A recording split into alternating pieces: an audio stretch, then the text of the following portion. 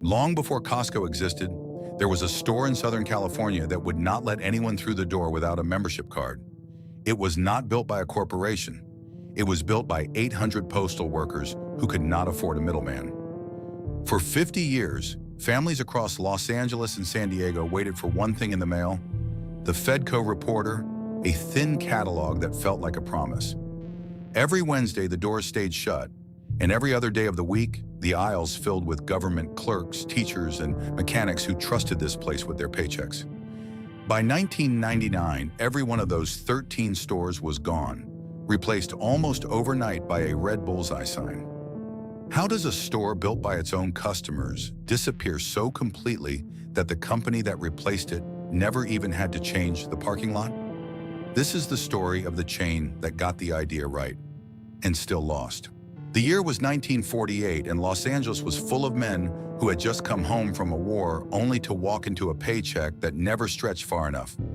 Among them were 800 employees of the United States Post Office, clerks, sorters, letter carriers, men and women who moved other people's packages every day and still could not always afford their own. One of them was Robert Key, a postal supervisor with a head for numbers and a low tolerance for waste. Key had noticed something simple. Every product in a store passed through layers of middlemen before it reached a shelf, and every layer added a markup that working families paid for. If 800 postal employees pooled their buying power and went straight to the wholesalers themselves, they could cut out every one of those markups. It was not a business plan. It was a cooperative, owned by its own members, answerable to no shareholders, built to save money rather than make it. Key took the idea to his co-workers, and 800 of them believed him enough to put in their own money. They called it the Federal Employees Distributing Company. Almost nobody used the full name for long. It became Fedco. The first store was not a store at all, not in the way anyone pictured one. It opened on Slauson Avenue in Los Angeles, and there was no merchandise on the shelves because there were no shelves. Members walked in, opened a catalog, pointed to what they wanted, and waited for it to arrive from the wholesaler. It felt less like shopping and more like placing an order at a counter.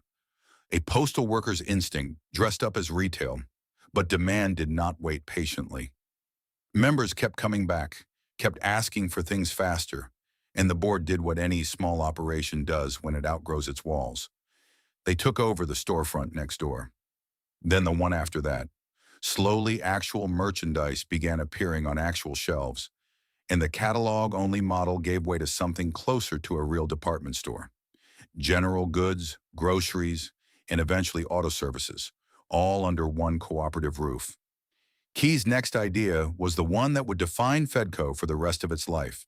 He and board attorney Edward Butterworth built a system called FedScript, a form of internal credit that let members borrow against future purchases as long as every dollar of it was spent back inside Fedco's own doors.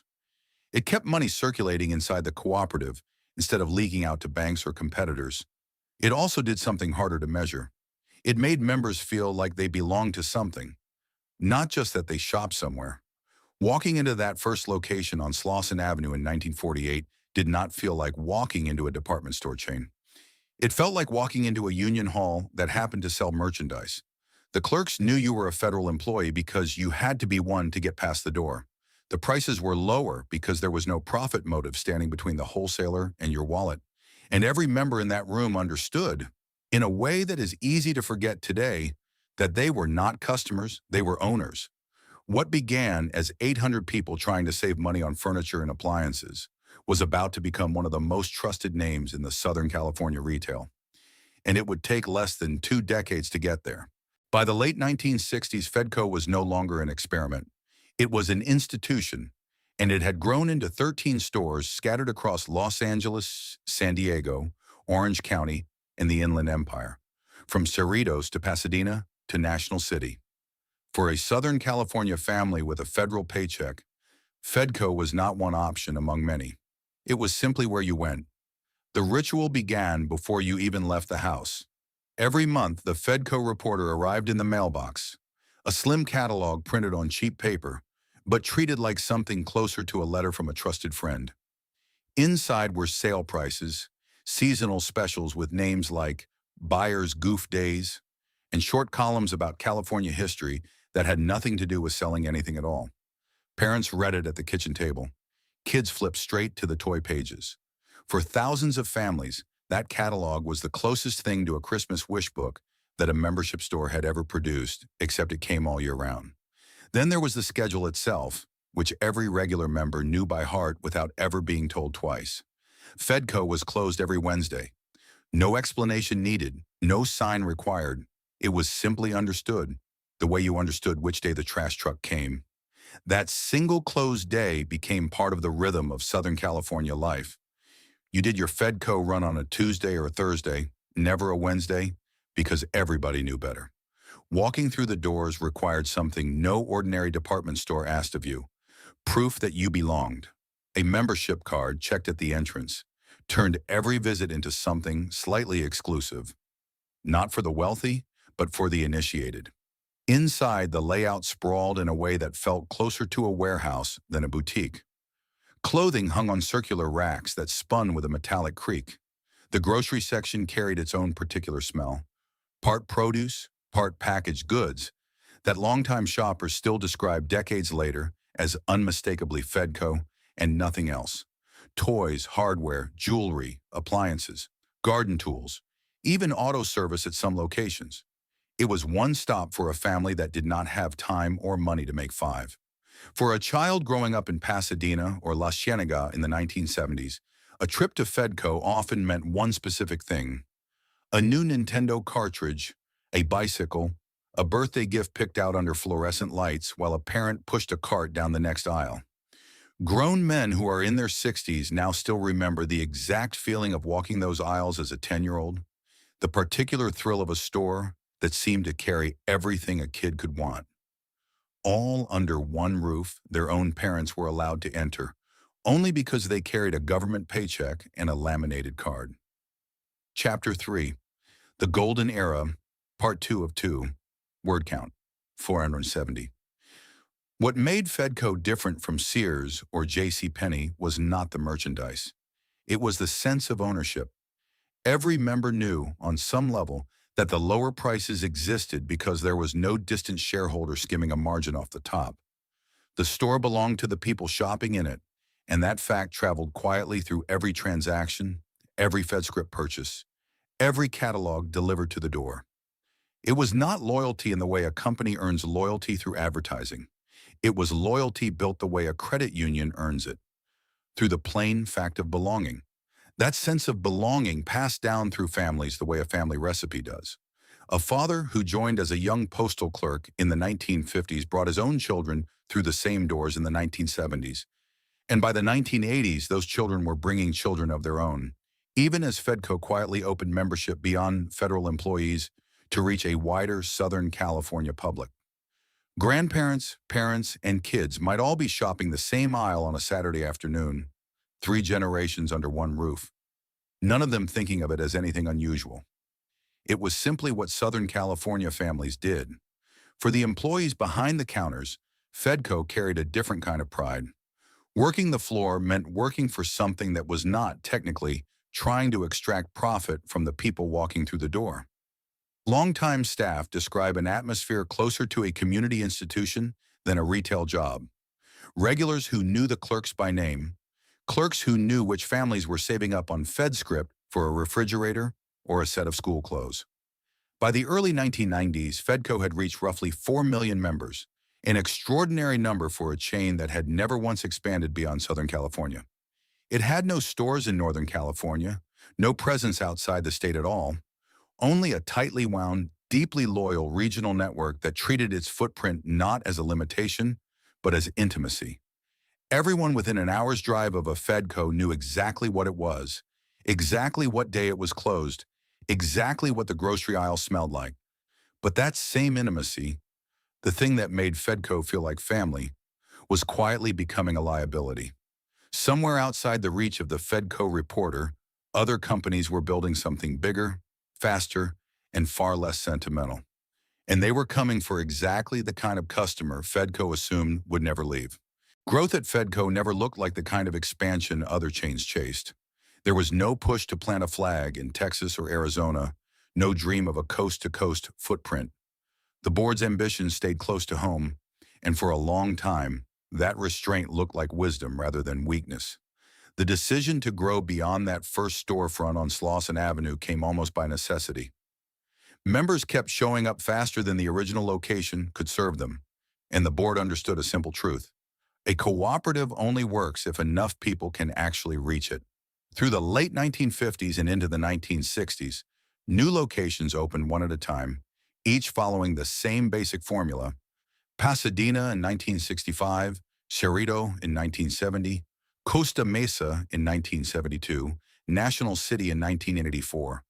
There was no franchise model here, no outside owner buying rights to the name. Every new Fedco was opened and operated directly by the cooperative itself, funded by the same pooled member capital that had built the first store. That structure gave Fedco something most retail chains never had: complete control over consistency. There was no risk of one location cutting corners to protect a franchise owner's margin because there were no franchise owners. Every store answered to the same board, stocked from the same wholesale relationships, and operated under the same membership rules. A member walking into the Cerrito store in 1975 found the same prices, the same FedScript system, the same Wednesday closure as a member walking into La Cienega. That uniformity became part of the trust the brand carried for decades. But the same structure that guaranteed consistency also guaranteed something else: slowness.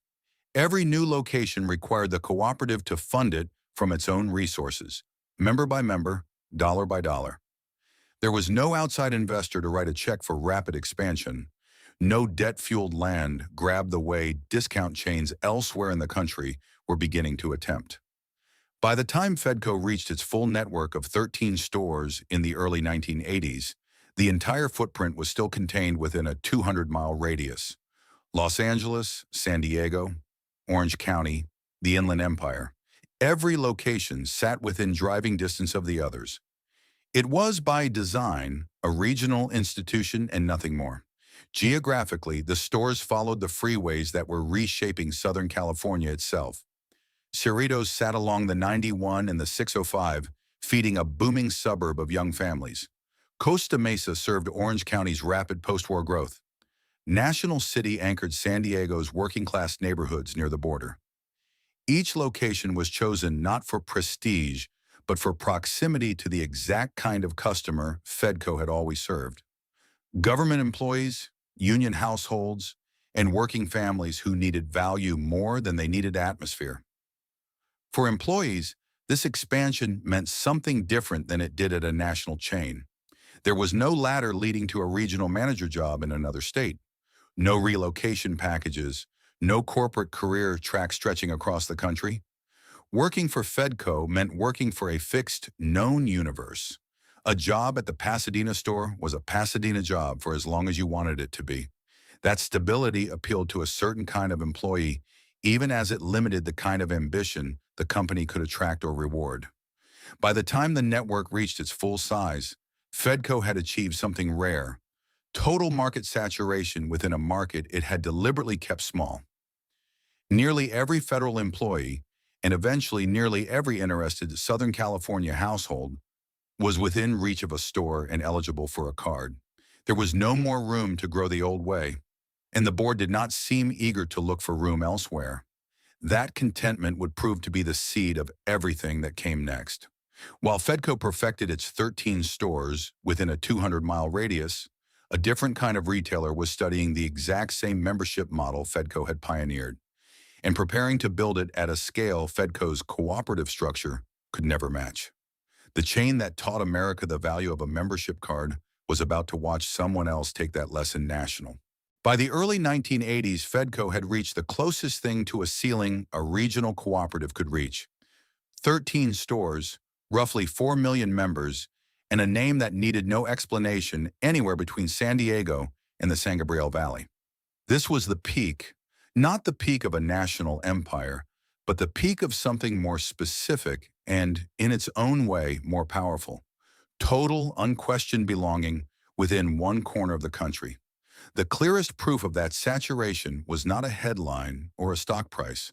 It was the Fedco reporter itself, arriving in millions of mailboxes on a fixed schedule for decades, treated by its readers less like a sales flyer and more like a small-town newspaper that happened to sell appliances.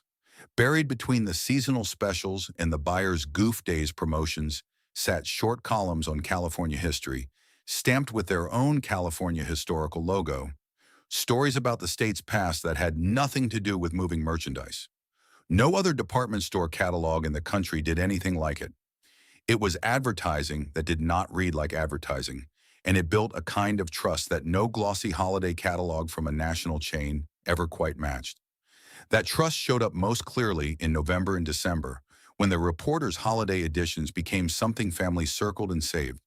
Parents sat children down at the kitchen table to point at toy pages the way other families pointed at a Sears wish book. But where the wish book represented aspiration, the hope of what a national retailer could deliver to your door, the Fedco reporter represented something closer to certainty. Everyone flipping through it knew they belonged to the club that received it. There was no wondering whether you qualified. Being a Fedco employee at the height of the brand carried its own particular pride, distinct from working the floor at a competitor. Longtime staff describe a workplace that felt more like a civic institution than a retail job. Clerks who recognized regulars by name, who knew which families were paying down a refrigerator on FedScript, who understood themselves to be serving members rather than customers. That distinction, subtle as it sounds, shaped the entire tone of the sales floor. There was no pressure to hit a commission quota by upselling a stranger. There was only the quiet, steady work of serving people who already belonged.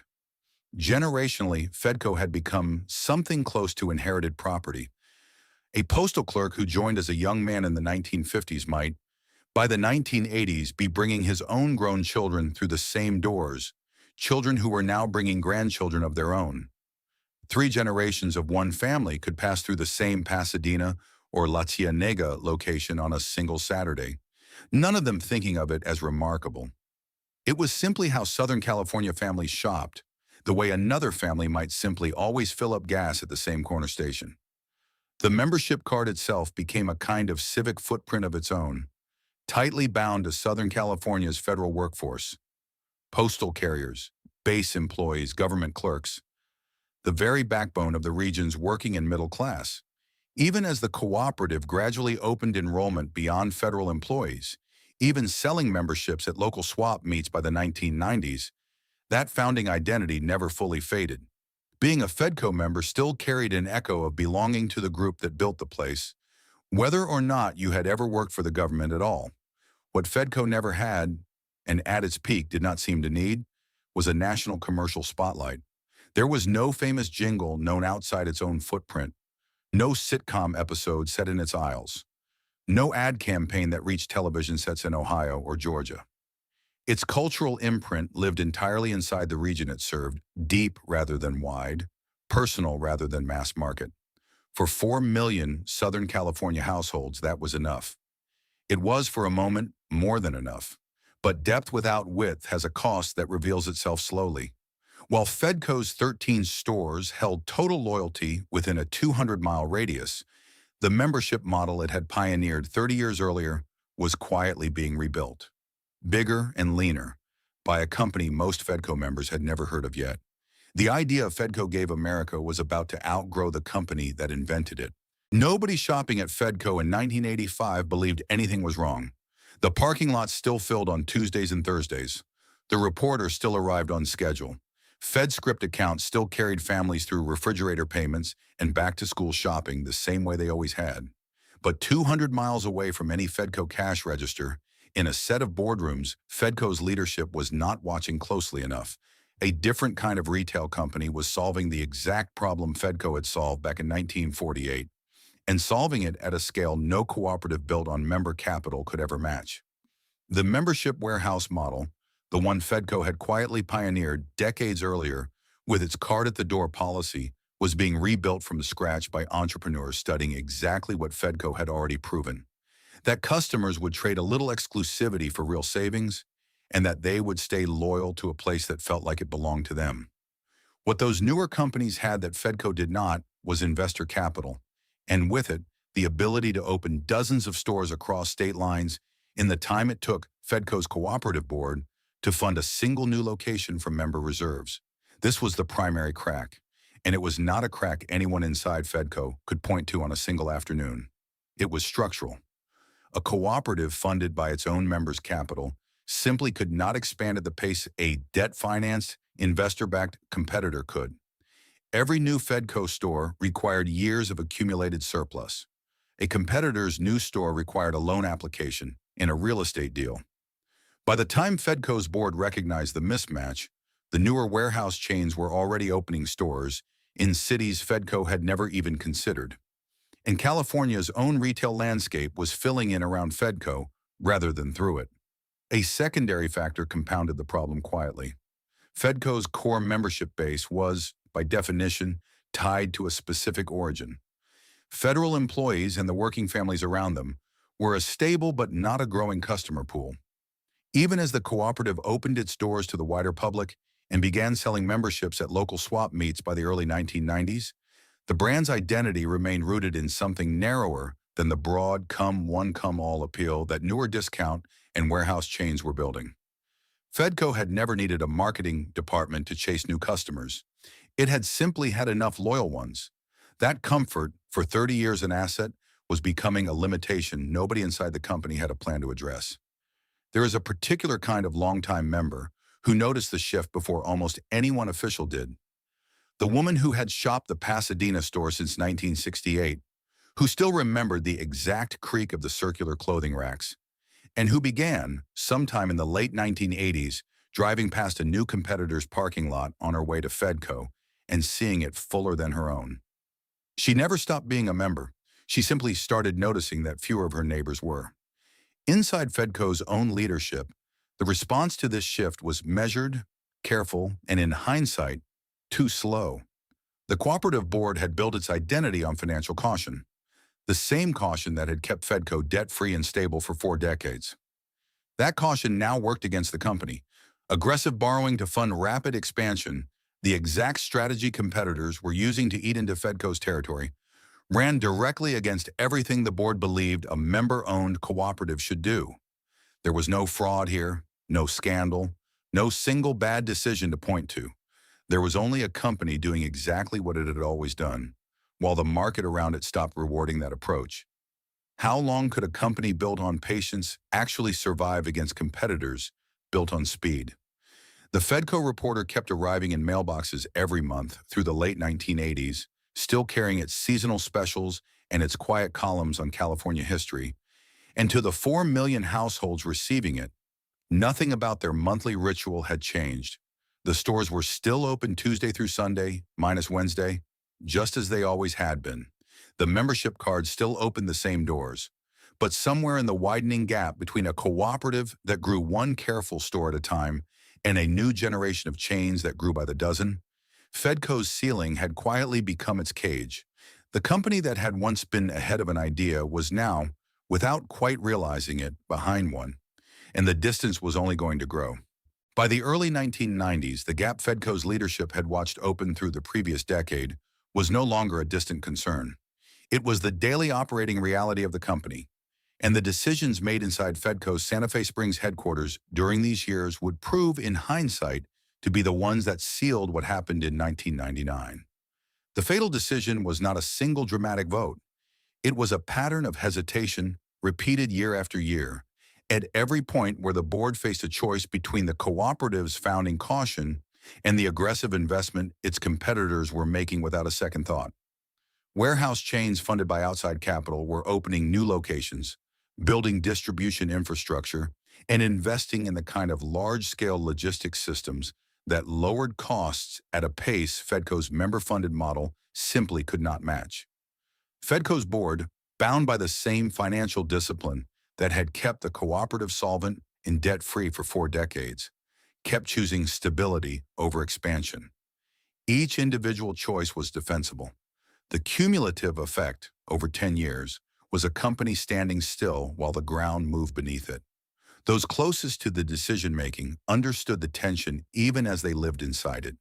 To borrow heavily and expand aggressively meant risking the very thing that made Fedco different. A cooperative owned by its members, not indebted to a lender. To hold steady meant protecting that identity while watching competitors take territory Fedco would never get back. There was no clean answer, and the people in that boardroom were not villains chasing a bonus. They were caretakers of an institution built on restraint, trying to apply that same restraint to a market that no longer rewarded it. On the front lines, the consequences arrived more plainly. Employees at individual stores began noticing something their headquarters could measure only in slower quarterly numbers. Fewer new faces at the registers, membership renewals that used to be automatic now, requiring a second reminder mailer, aisles that used to need restocking twice a week now stretching to once. None of it looked like collapse. It looked like a long, gradual thinning, the kind that is nearly invisible from inside a single store. Even as it adds up across 13 locations over a decade, the stores themselves began to show it too, in small and specific ways. A Fedco location that had once felt vibrant and packed on a Saturday afternoon started to feel merely adequate. The merchandise still there, the Fed script system still running, but the energy that once filled those aisles thinning alongside the crowds. Longtime members who had shopped the same store since the 1960s began describing something intangible but unmistakable. The place they remembered as bustling now simply felt quieter, the shelves a little less full, the lines a little shorter than they used to be. Perhaps the clearest symbol of what was slipping away lived inside the Fedco reporter itself. For decades, that catalog had been thick with pages, seasonal specials stacked one after another, and those small columns on California history tucked between the sales flyers. A signature nobody else in retail bothered to include. Through the 1990s, longtime subscribers began noticing the reporter arriving thinner than it used to, the promotions less frequent, the historical columns appearing less often. It was a small thing, but for members who had built 30 years of habit around that monthly arrival, the shrinking reporter was an early quiet signal that something inside the company they trusted was being scaled back. There is no documented single moment when Fedco's leadership privately admitted the fight was already lost. No leaked memo, no boardroom confession preserved for history, the way some corporate collapses leave behind a paper trail. What exists instead is a slower kind of evidence, a company that kept operating exactly as it always had, honoring FedScript accounts, printing the reporter, opening the doors 6 days a week, right up until the moment it no longer could. There was no scandal to uncover here, no executive enriching themselves while workers suffered, no pension fund raided for a leveraged buyout. Fedco's dark side was not corruption. It was the quiet, accumulating cost of an institution too loyal to its own founding principles to change fast enough to survive. And who exactly was supposed to protect a cooperative from a market that no longer had room for cooperatives? There was no outside board demanding short-term profits, no private equity firm loading the company with debt to strip its assets. Fedco's own members owned it, and Fedco's own members had elected leaders who believed sincerely that financial caution was a form of protection. That belief had built the company. By the 1990s, it was quietly becoming the very thing standing between Fedco and its survival. For the employees who had spent decades on the sales floor, this was the hardest kind of ending to watch coming.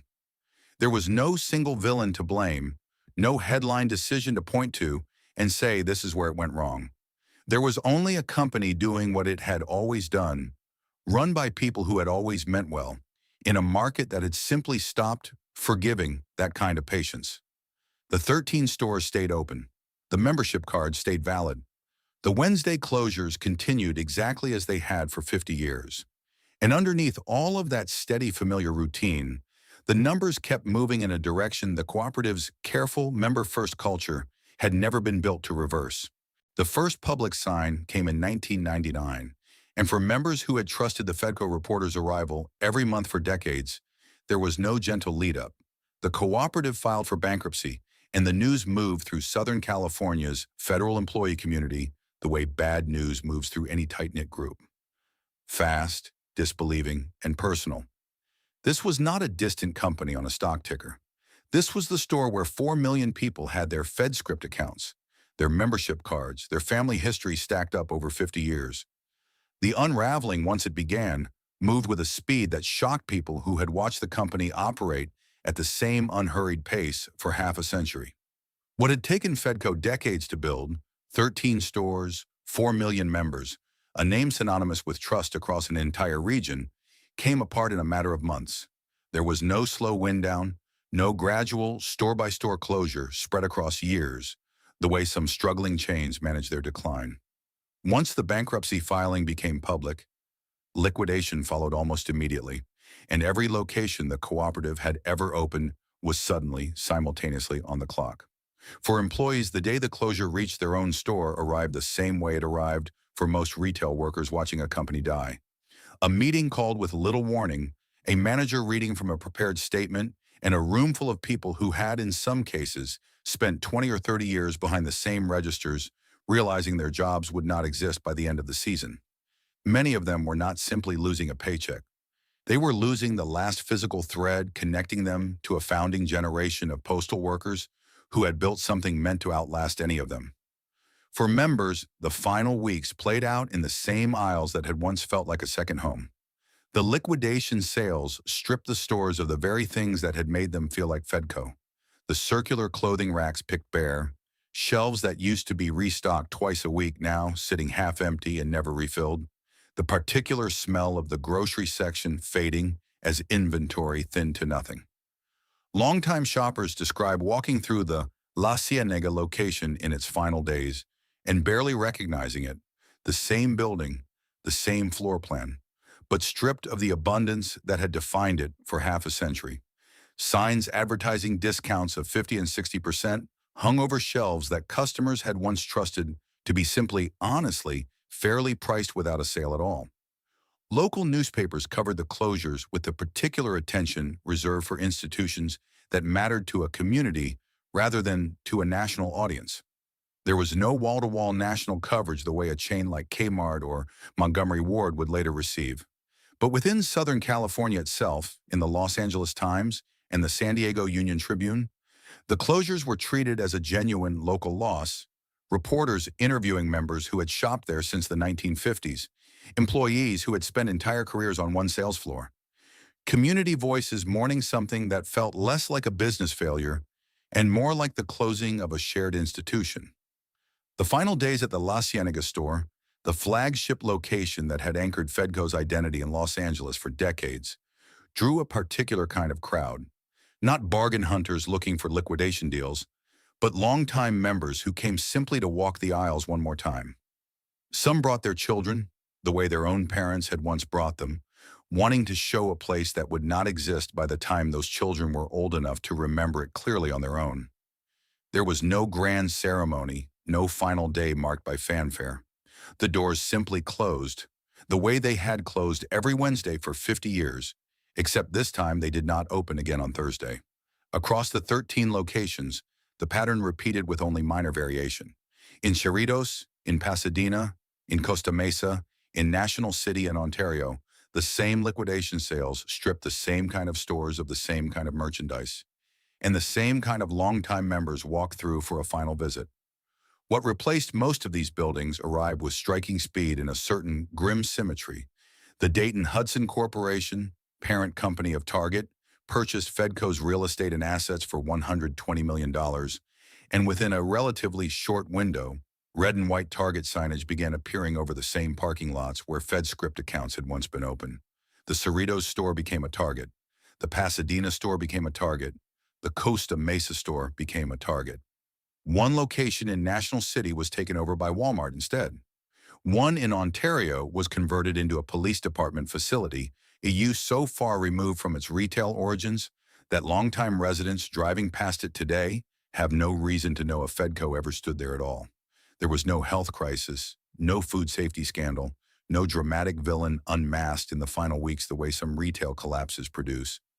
Fedco's ending was quieter and, in its own way, harder to process for exactly that reason. A 50-year-old cooperative simply ran out of runway, filed for bankruptcy, and ceased to exist within the same calendar year, without a single sensational headline to explain why. For members who had spent decades trusting this place with their FedScript balances and their family shopping trips, the ordinariness of the ending was almost its own kind of grief. There was nothing to be outraged about, There was only something to miss. How does an institution that 4 million families trusted simply stop existing, all at once, with barely a trace left behind to prove it was ever there at all? By the end of 1999, the 13 stores that had once formed the backbone of Southern California's most trusted membership cooperative were gone. The Fedco reporter would never arrive in another mailbox. The Fed script accounts that had carried families through refrigerator payments and back-to-school shopping for half a century closed for good. What remained were parking lots under new ownership, buildings wearing new signage, and a generation of Southern Californians who would spend the coming decades occasionally mentioning, almost in passing, that the Target they shopped at now used to be something else. Something that had, for one brief and specific stretch of American retail history, belonged to them. In the years after 1999, the physical evidence of Fedco's 50-year run disappeared with an efficiency that almost matched the speed of the collapse itself. Nearly every one of the 13 locations reopened under new ownership within a year or two of closing, most of them as Target stores carrying the same red and white trade dress that had already replaced another fallen Southern California membership chain, Gemco, more than a decade earlier. The Cerritos store became a Target. The Pasadena store became a Target. The Costa Mesa store became a Target. One location went to Walmart. One became a police facility. The buildings themselves survived. The name did not. There was no serious attempt to revive Fedco as a brand. No nostalgia relaunch. No IP sale to a company hoping to cash in on the memory. No pop-up store trading on the old name, the way some defunct retailers occasionally resurface for a limited run decades later. Unlike department store chains with national name recognition, Fedco's identity had always been rooted so specifically in Southern California, in federal employment, in the particular rhythm of a Wednesday closure and a monthly catalog, that there was little commercial appeal left to revive. The cooperative simply ended and the market moved on without looking back. What the collapse signaled, in hindsight, was less about any single company's mistakes and more about a broader shift already underway across American retail. The membership warehouse model Fedco had quietly pioneered back in 1948 did not disappear along with the company. It simply moved to competitors built for a different era. Chains with access to investor capital, national real estate strategies, and distribution networks that a member-funded cooperative could never replicate, no matter how loyal its 4 million shoppers remained. Fedco had proven the idea worked. It simply did not have the financial structure to scale that idea the way the market eventually demanded. The economic impact on Southern California's federal employee community was real, even if it never made national news. Postal workers, base employees, and government clerks who had built entire shopping habits, credit histories through FedScript, and even social routines around their local Fedco lost more than a place to buy appliances. They lost an institution that had, in a small but tangible way, belonged to people like them, run by people like them since 1948. For a segment of the region's working and middle class, that loss carried a weight beyond ordinary retail nostalgia. For the roughly several thousand employees across the 13 stores, the aftermath split in familiar directions. Some found positions at the very chains that had helped push Fedco out of business, taking jobs at Target or Walmart locations that now occupied the same buildings where they had once worked under a different name. Others, particularly longtime staff who had spent 20 or 30 years inside the cooperative model, found the transition harder. The culture of a member-owned company where clerks knew regulars by name and there was no pressure to hit a sales quota did not translate easily into the environment of a publicly traded national chain. Some left retail altogether. Others simply retired earlier than they had planned. The wider lesson for American retail arrived quietly, without the kind of dramatic congressional hearings or investigative journalism that followed some of the era's more scandal-driven collapses. Fedco's ending was not a story of greed or fraud. It was a story of an idea that could not keep pace with its own success.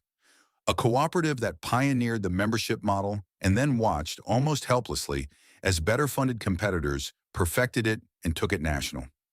Bound by the same financial caution that had kept it stable and debt-free for 4 decades, the company simply could not match the speed of chains willing to borrow aggressively and expand without hesitation. What does a region lose when a business built by its own community, answerable only to its own members, disappears and is replaced by a version of the same idea that answers to shareholders instead? For the families who once opened the Fedco Reporter every month expecting nothing more complicated than a good price and a familiar name, that question has no tidy answer. It only has an absence, still visible today in every red and white parking lot that used to be something else. Somewhere in Southern California tonight, a woman in her 70s is telling her grandchild about a store that no longer exists. She describes the circular clothing racks that spun with a particular metallic creak when you push through them. She describes the smell of the grocery aisle, a mix of produce and packaged goods that she has never encountered anywhere else in 50 years of shopping since. She describes a Wednesday that meant nothing to anyone outside her community and everything to everyone inside it, because that was the one day of the week the doors simply did not open, and nobody ever had to ask why. Her grandchild will never smell that aisle. But listening to her describe it, they will understand that something specific and real once stood in a parking lot that is now, and has been for 25 years, just another Target. Fedco was never trying to be Sears. It was never trying to be a national name, never chasing the kind of scale that would have put its catalog in mailboxes in Ohio or Georgia. What it built instead was smaller and in its own way harder to replace. An institution owned by the very people who shopped in it, built by 800 postal workers who wanted nothing more complicated than a fair price and a place that answered to them instead of to a distant shareholder. For 50 years, that idea worked exactly as intended. A federal clerk earning a modest paycheck could walk through those doors and know, in a way few other stores could offer, that the prices on the shelf existed because nobody standing between the wholesaler and the register was skimming a profit off the top. That mattered beyond the merchandise itself. In a region defined by sprawl, by freeways connecting one suburb to the next, Fedco gave a specific slice of Southern California something to hold on to that was entirely its own. Not a national chain planted in their neighborhood, but a cooperative planted by their neighbors. 3 generations of the same family might shop the same aisle on the same Saturday afternoon, and none of them thought of it as remarkable, because belonging to something built by people like them was simply how it had always been. The Fedco Reporter arriving each month was never really about the sale prices printed inside it. It was about being remembered, being written to, being treated as a member of something rather than a customer passing through.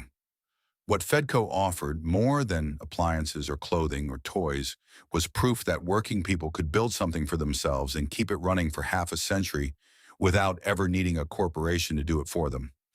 That kind of proof does not exist much anymore. The membership model Fedco pioneered in 1948 did not die with the company.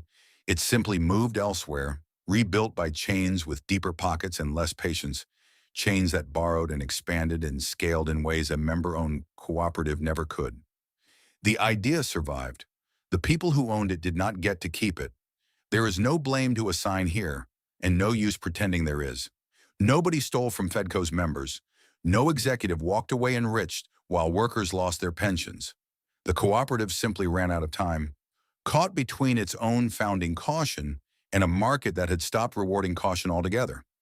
The men and women who built it, who worked its registers for 30 years, who trusted it with their FedScript accounts and their grocery budgets, deserve to be remembered not for how it ended, but for what they made work for, as long as they made it work.